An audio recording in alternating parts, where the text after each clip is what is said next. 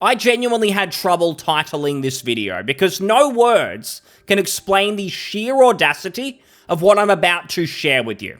And to be clear, Paradox, the publisher of Bloodlines 2, they are awful, they are an embarrassment, they are a disaster of a company. And what is crystal clear now is that they do not care about Bloodlines as an IP. They do not care about this game. They probably don't even care about Vampire the Masquerade at all. They want to just walk away completely, just do their strategy games, wipe their hands clean of Bloodlines. If you had any hope whatsoever left, and I think most people don't by now, but if you had any hope for Bloodlines 2, you may as well extinguish that.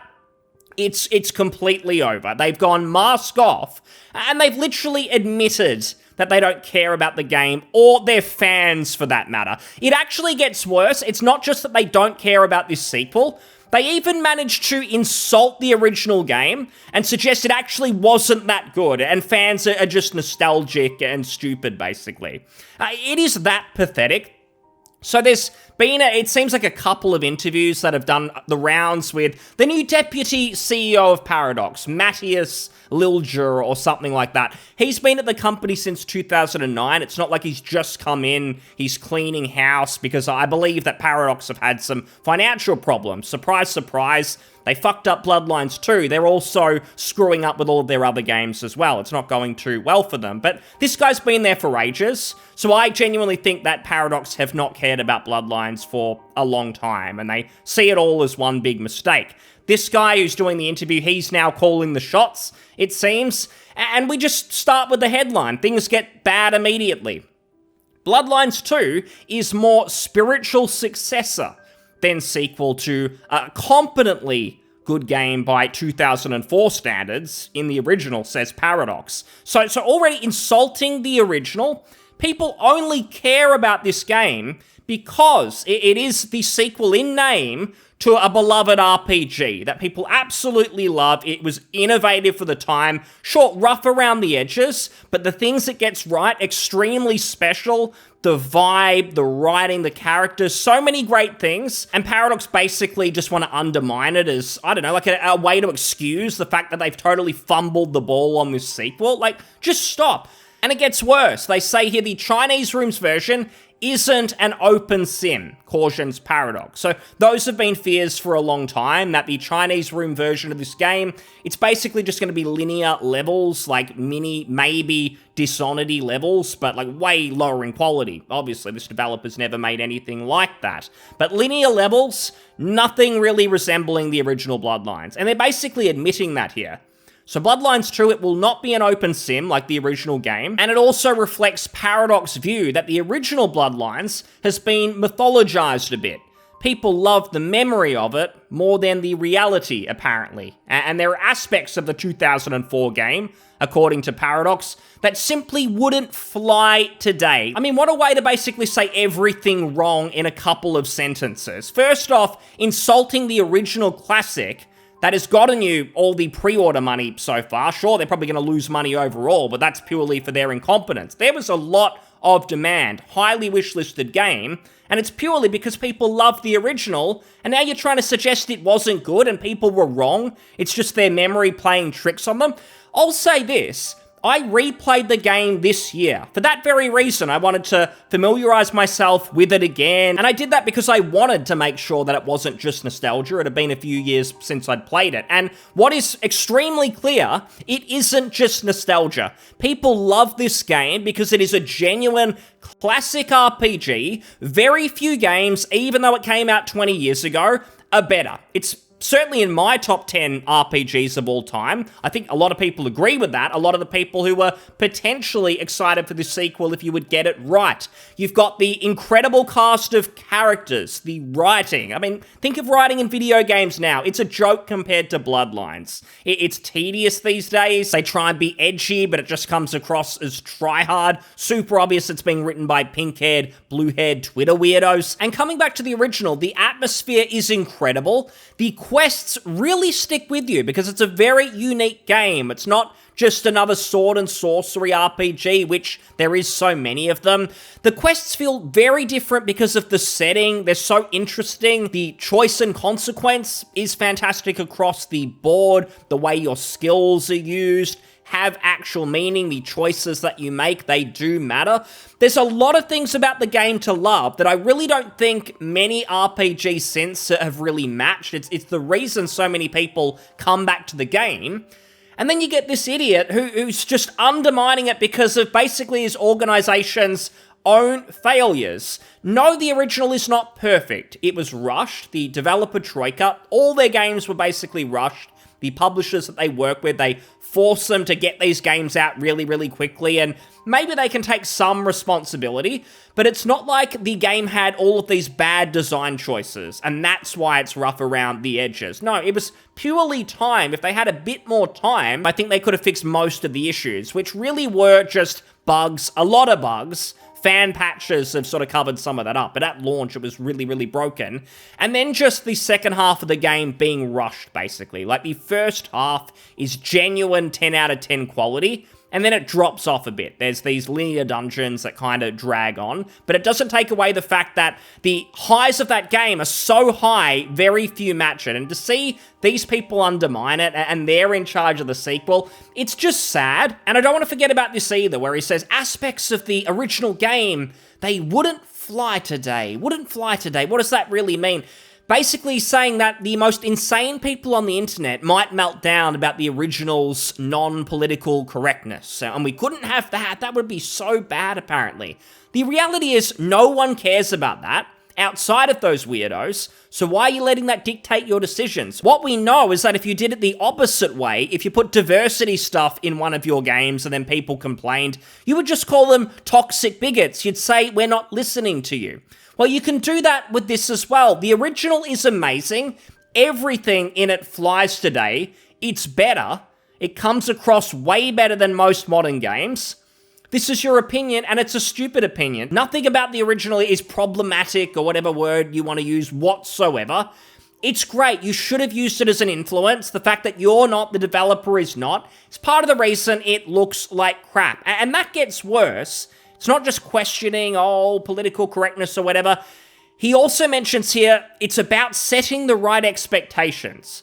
The first Bloodlines game, it is what it is, and people who've played it recently will see that it's a game from 2004 that is now patched so that it works. But there's also a lot of ideas about what that game was that are more, not to offend anyone, mythical.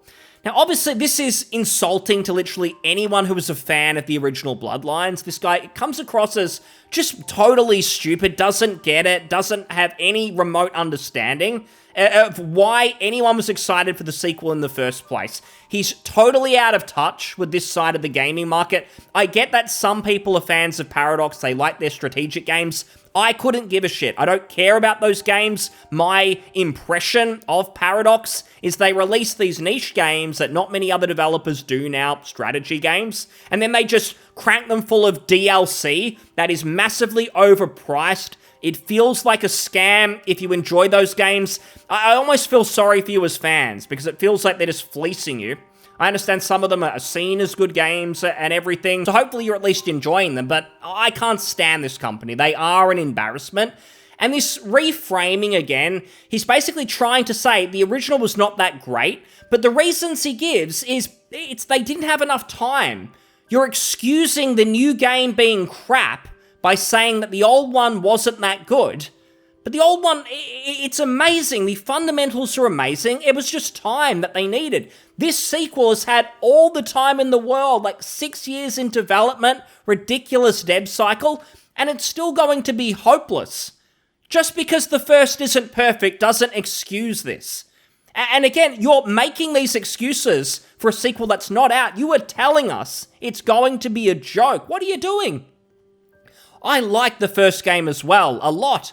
But we want to clarify that this game is so people have a clear understanding of what they're buying, so they don't come in with weird expectations. What do you mean weird? That they might think it's like the original? That you're using the name to sell it, the Bloodlines IP name to sell it, and apparently it's weird if you think that the sequel is going to be like the first. What is this? Because we don't want that. We want them to understand that this is an action RPG with a storyline that is more fixed. Again, RPG staple that choices matter? No, it's fixed. So you're just saying it out loud. It's not even really a role-playing game. It's a linear story. It resembles Chinese Room's other games, which are walking sims, and that's it. Like, I predicted this, but anyone could have, just from seeing the games that this studio has made. And maybe some people will take all this as refreshing honesty, but A, they should have spoken about this sooner instead of misleading people into thinking it might actually be a sequel. That's the first thing. Second, the way that they're delivering it, it is a genuine embarrassment, and it's clear they hate actual fans of Bloodlines. That they hate us, basically. And I mean, that's not new for video game developers. They pretty much hate all just regular video game players. That's the truth. But this is pretty damning. It's not the open sim it maybe shouldn't be compared to. Again, we want people to understand what they're getting into. Okay, 6 years too late. You're telling us now, after many people have pre-ordered, you've taken a lot of people's money over the years, and now you're saying we shouldn't be comparing it with the original, which was very open with its hub worlds, some of the best things about the game, and Chinese Room was sort of implying in some of their dev diaries that there would be open sections, so that feels like false advertising. Again, I just really think this game is going to be a disaster if they're coming out with this now and just admitting it. They were being quiet for ages. All of a sudden, you basically, this is not even Bloodlines. This is a generic Vampire the Masquerade game. We're finally going to admit it. That's basically what this is. And he says a bit more. I think people, they remember their feelings about the original when they played it. If they replayed it, I think they would see that it's a competently good game by 2004 standards, now that it's patched. Well, there's always been that old meme, every time someone mentions Bloodlines, someone reinstalls it. There's people playing the game every year. They make it an annual thing, and they love it. Again, you can appreciate that it is a little bit rough around the edges, but the fundamentals, the strengths of the game, there's very little else that compares. It's why people were coping about this sequel. Anything to recapture some of that magic, get something similar in a new game. You sold that to us. The Hardsuit Labs version, they at least were trying to do the same thing. Again, I think it's revisionist history to suggest that that was good. A lot of people weren't liking what they were hearing about that original Bloodlines, but again, at least they were trying to make it similar, even if they were doing so incompetently. So it seems like, again, when you gave it to the Chinese Room, you just changed directions massively, and you're only admitting it now, but you're acting like you're doing a public service with this. So he says here, mainly we want to clarify that we're making a spiritual successor, not an actual same blueprint type of game. We don't want people to get disappointed and feel cheated. We really don't want that. Well, what have you been doing for the last 6 years? Why did you name it as you have, and then mislead us for half a decade at this point? It's a joke. It always felt wrong. Like, everything about this game just felt like it was going massively wrong. This confirms it. That they're telling us before it actually comes out. Like, I don't want to know what state the game is in. And there's been other bits of information coming out. So, for instance, the same CEO, deputy CEO, said this: if Bloodlines 2, God willing, is successful, Bloodlines 3 will be done by someone else. So Paradox totally wiping their hands of it, basically saying, don't bother supporting this. Even if you buy it, we're never going to do anything like this again. So they do not care about Bloodlines. And digging a bit deeper, they also said this: if we hadn't found the Chinese Room and seen what they'd done with the early work on the game, cancellation would have been the next logical step. I find this very weird because there is nothing special about the Chinese Room in this context. They don't make RPGs, they don't specialize in them. What is the reason that the game would have been cancelled unless you found the Chinese Room specifically? Well, what we know, according to rumors, is that the Chinese Room's owner, Sumo Digital, told Paradox that they could make the game on the cheap. We can do it really quickly. We don't care about quality. We'll just get the game out so you don't have to refund all those pre-orders. That's what he really means. He's being honest. He's saying if we couldn't have found someone to do it cheap, it would have been cancelled. They don't care. They're happy just to shit all over this IP. And then just to top it off, this head honcho at Paradox, he doesn't even seem to know what he's actually sold players, what people have spent their money on. Because he mentions here You can expect the usual slate of updates and fixes, but DLC, I wouldn't hold your breath. But hang on a minute, and I had to really search for this. I thought this would be easy to find because I remember it being advertised everywhere.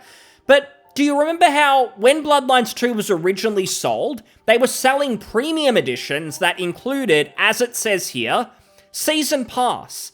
They were promoting and selling expansions, which are DLC. And now this guy's saying don't expect any DLC. You already sold that to players and you haven't refunded them. Is the DLC cancelled? Or what I think's happened is this guy doesn't even know anything about that. Like, he's forgotten, he's tried to block all of this out of his mind because the project's just been such a massive disaster. You sold people the DLC, you either need to deliver something, content, or you need to refund people. And I think it would be a good gesture to refund people. Don't deliver more crap that you're clearly not passionate about, you don't care about whatsoever. Just give people their money back at this stage. It's the least you can do. This is a joke. Like, I did not expect this at this stage after the delay. I thought we wouldn't hear a whole lot about this game for a while, but for them to just come out and admit we've basically got nothing of any worth. This game's been a train wreck throughout its entire development history, and of course us, you, the fan. How dare you have weird expectations, as they put it, to think that this might be like the original, that you loved, that you played, the whole point of you being excited for this sequel. How could you have expectations that this game would be in any way similar? This is the final nail in the coffin. Paradox have confirmed it. The whole thing's a mess. Don't waste your money. Give them your money. Thanks for listening. I'll see you on the next one. Cheers. Bye.